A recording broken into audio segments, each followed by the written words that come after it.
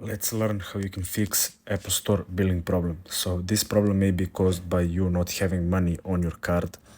If you have money but you still can't pay or anything, what you want to check is your payment method that is connected to your iCloud. So what you need to do is go to settings, go to your Apple account right here and open payment and shipping. Here what you need to do is to reattach your card or upload new payment method. If it still doesn't work, what you want to do is to check if you have any unpaid subscriptions that must be paid. So if you did check it and it still doesn't work, the last option is to contact your bank and ask them about this problem.